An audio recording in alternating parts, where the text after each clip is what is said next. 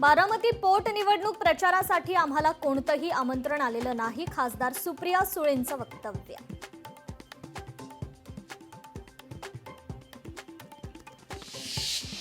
महात्मा ज्योतिबा फुलेंच्या जयंतीनिमित्त सुप्रिया सुळेंनी दिली पुण्यातील फुलेवाड्याला भेट.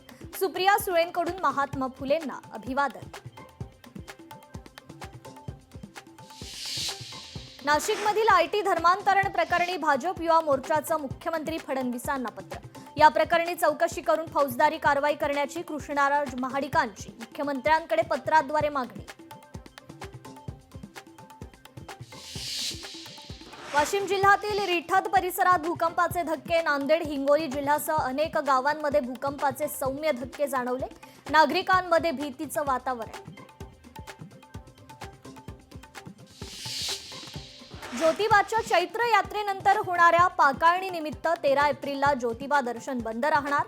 पाकाळणी संपल्यानंतर सायंकाळी मंदिर दर्शनाकरता खुलं केलं जाणार.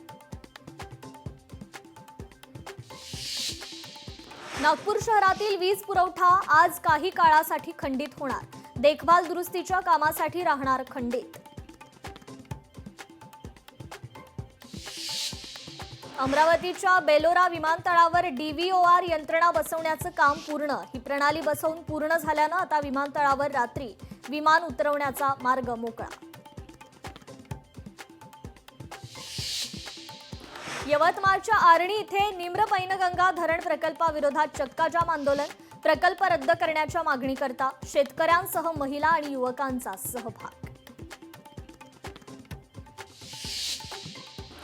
कोल्हापूरच्या छत्रपती शिवाजी महाराज विद्यापीठात अभ्यासक्रमाबाहेरील प्रश्न आल्यानं हिंदीचा पेपर अचानक बदलला.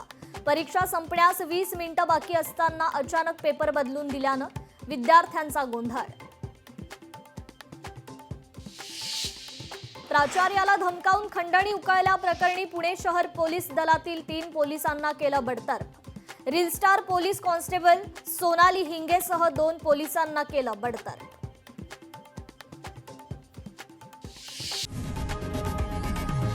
लोकशाही मराठी ऐका, पहा, जागरूक रहा.